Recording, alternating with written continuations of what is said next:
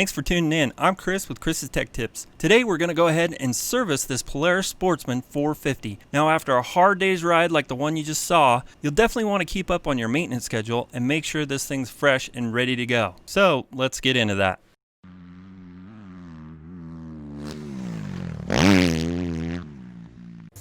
Okay, right here you can see I've just laid out the tools and supplies that I'm going to need to perform this basic service. And we're going to go ahead and run this Lucas 20W50 fully synthetic motorcycle oil. And you can see at the time of filming this was $13.50 a quart. Next we're going to go ahead and use this high flow oil filter. Then I've got this really cool tool here made by Matco. It's a body tool, but it works really well for removing these push pins or plastic darts that hold your body panels on. I really like using this tool because it doesn't damage the push pins. And make sure you got an oil filter strap wrench. Then you want to grab a 6mm Allen. Right here you can see I'm using a socket with a ratchet. And your contact cleaner. And a good long funnel. Okay, let's go ahead and drop the oil. Now you can see on the skid plate there's a larger cutout here. This is where the drain bolt is located. It is a 6mm Allen headed bolt. And we'll go ahead and remove that. Also remember there is a copper crush washer on the bolt. Don't want to drop that in the oil pan. And I always recommend that you replace those every time you change the oil.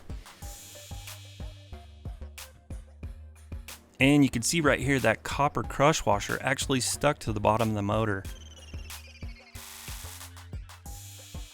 Next we'll go ahead and remove these plastic darts that hold the right side body panel on. And you can see I just pulled the dart halfway out, that way they don't fall apart. Then I'm able to remove the panel and you can see that top inner ledge. That's where it hooks onto the front fender. And right here you can see I'm removing the top oil fill. This just helps the oil drain faster out of the motor.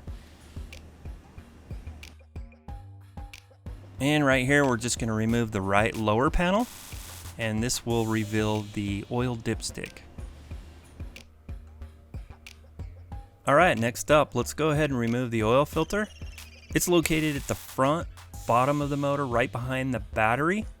The location is pretty tough to get to, but as long as you have a short throw on your strap wrench, you can get a couple quarter turns.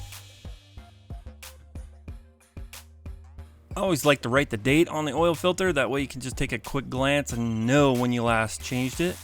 Go ahead and install that, snug that down as tight as you can with your hand. Then we'll go ahead and reinstall the drain bolt with the crush washer, snug that up, and it's time to fill with oil.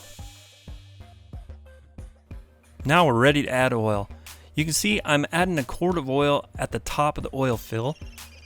This is just to ensure all this oil gets on top of the motor and works its way down to the bottom. Then I'll go ahead and add a second quart to the dipstick fill. This ensures the bottom end has a quart of oil upon initial startup. Most Polarises are a little noisy when you first start them up.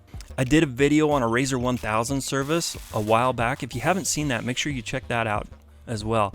I go through a full service on a Razor, oil, differentials, air filters, spark plugs, you name it. Okay, right here you can see I'm checking the oil level. Looks good. We'll go ahead and put the lower panel on.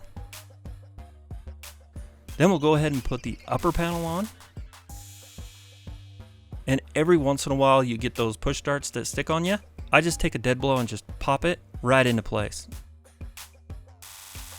Then we'll go ahead and put the seat on, and this baby's ready for a test fire.